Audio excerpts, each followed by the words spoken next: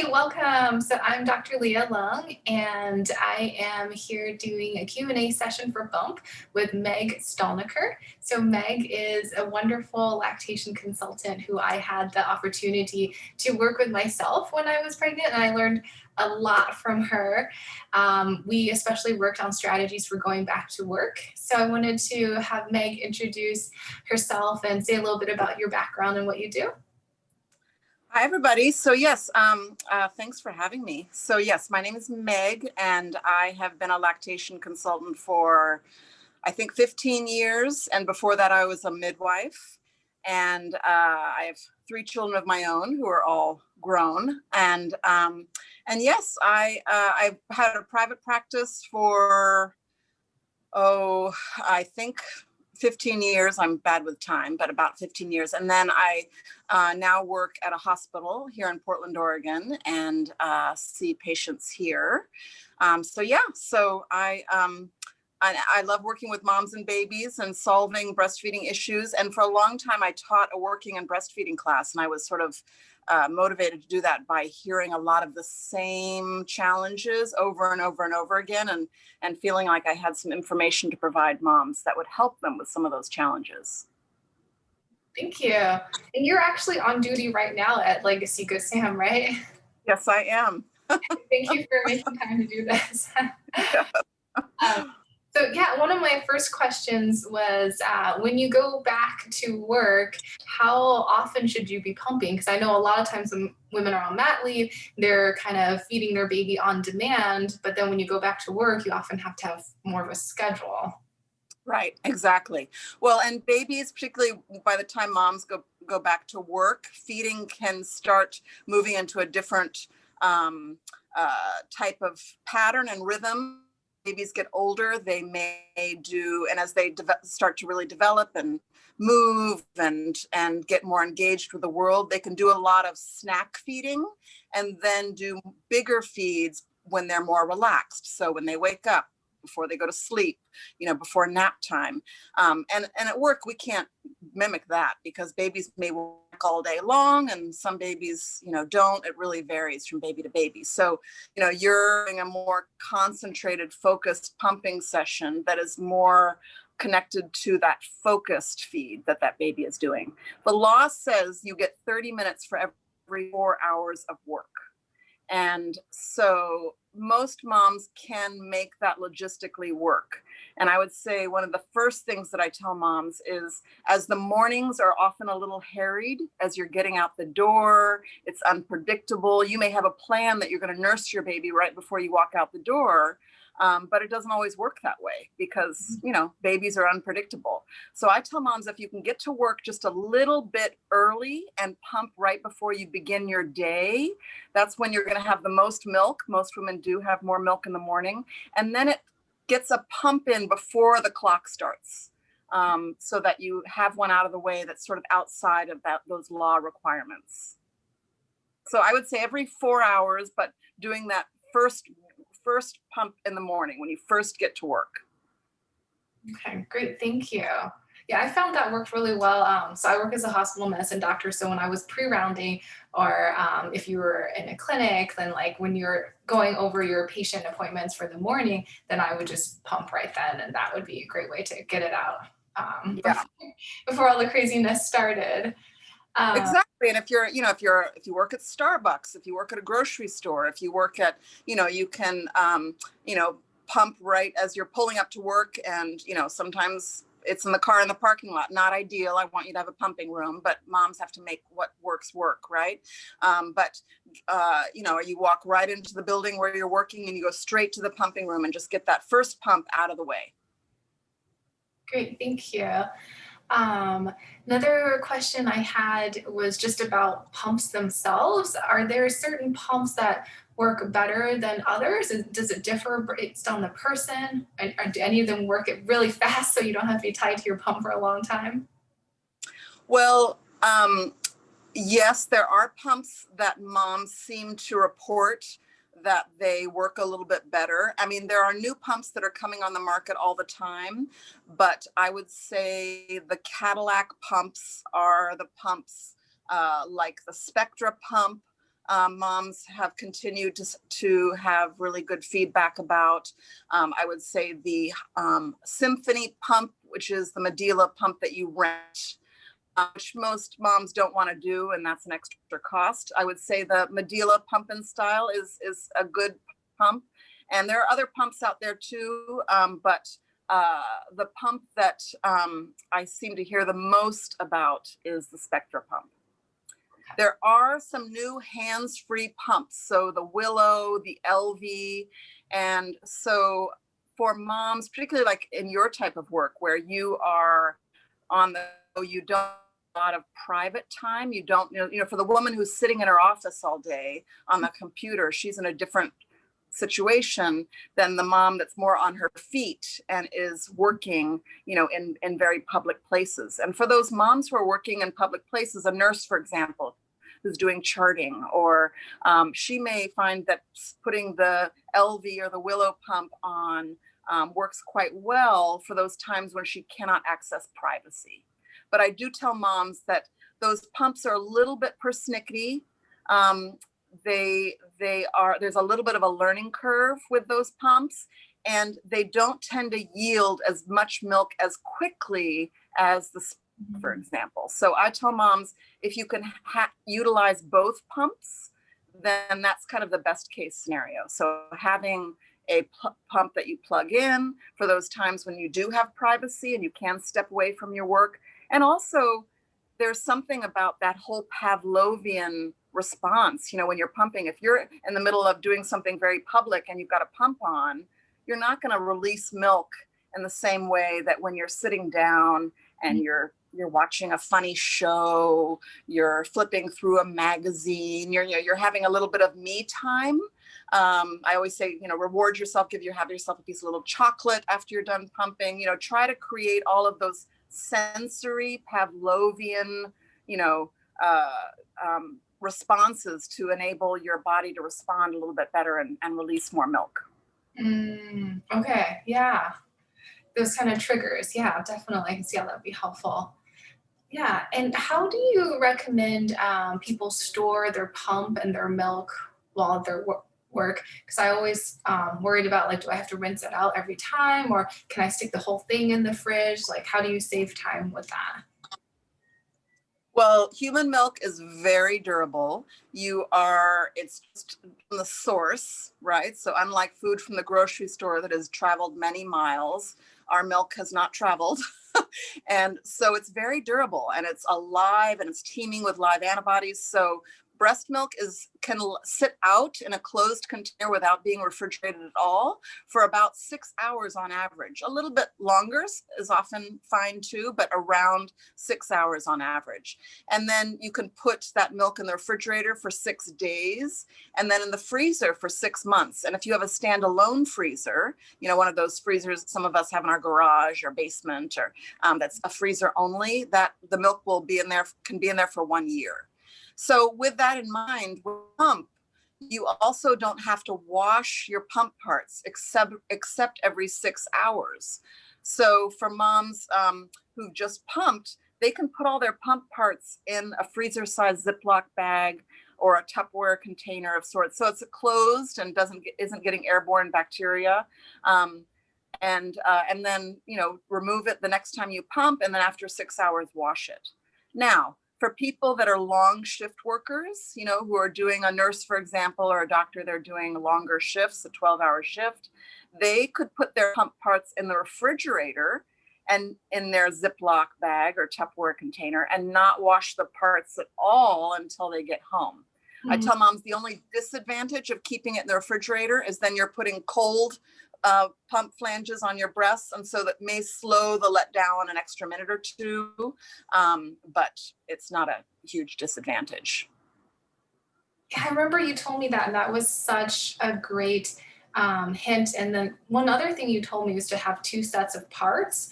So then when you go home, you don't have to worry about washing and drying it. You just toss that in the dishwasher and then have your clean set ready to go, which would save me like 5 minutes in the morning, which doesn't sound like a lot, but actually that does make a big difference.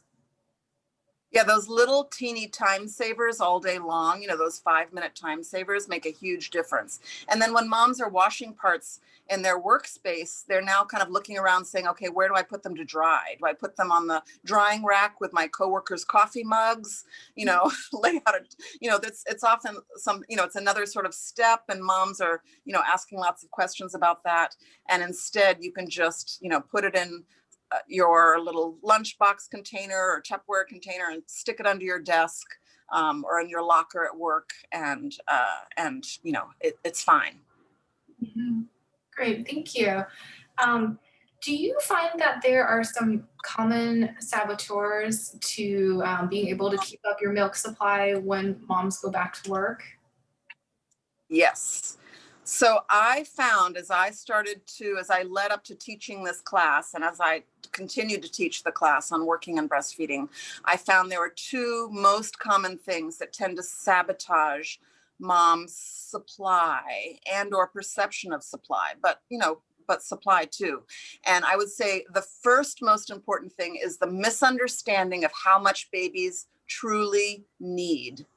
And I think part of the problem is that, at the store, we may buy these huge bottles, sometimes even bigger than this, where they're, hold 8 ounces. And we look at our growing child, and we think they're bigger, they need more, right? They need more food. But in reality, babies, you are building and creating your food supply within the first month of your baby's life. So your hormones are in this elevated state to respond to the constant stimulation of the baby nursing. And so your supply goes up and up and up and up and up and up that first month. But then your baby's needs stabilize at around a month. And the amount that it stabilizes at is around, on average, 25 ounces a day. And a 1-month-old baby needs 25 ounces a day. A 1-year-old baby also needs around 25 ounces a day. Now, the difference, though, is that a 1-month-old may eat 8, 10, 12 times a day. A 1-year-old who's eating food and distracted, and they may eat 6 times a day. So there may be more milk in the bottle for a year-old, but at the end of the day, it is still 25 ounces a day. So I tell parents, think about ends up being around an ounce an hour. So when your baby wakes up or your baby asks to eat, you kind of look at the clock and say, wow, you just ate an hour ago. You must be wanting, a little snack and the calming aspect of the feed. And let's kind of slow this whole process down, because I think you're cranky because you're teething, or you're, all kinds of reasons, right? Or maybe they slept a long time. They woke up in the morning, they slept, a long time. They may want a bigger feeding at that point. So I tell moms, when you think about how much do you need to pump while you are at work, calculate the number of hours you are away from your baby. So you leave the house and you've nursed within a short period of time, and then you come back home and you hopefully nurse within a short period of time of reuniting with your baby. So the number of hours you are away from your baby, including commute time, are the number of ounces that you will likely need to pump while you are at work. So that misunderstanding. So what I have heard over and over and over again is that care providers, well-meaning, loving care providers, misunderstand how much babies need, and they give babies really large bottles. And so if your care provider is giving your baby 6 ounces 4 times a day, well, that's 26 ounces. That's the amount they need for the whole day. So the baby and the mom are reunited, and baby says, Mom, I've had Thanksgiving several times today. I'm not very hungry. And I am going to snack a little bit, but I'm not going to eat really well because I don't need much more. And so mom is missing that stimulation when she's with her baby. And then she's being told by her care provider that she's got to make her whole day's worth while she's at work. And the mom is like, and feeling very, very stressed as she's seeing her hard work earned, supply that she's pumped for dwindle and dwindle and dwindle. So I would say those are the two things that understanding of how much babies need, and then how that impacts how babies nurse when they are reunited with their mom once they're together again. Thank you. And then one last question before I turn it over to our participants. How much of a stash do you think is necessary to build up before you go back?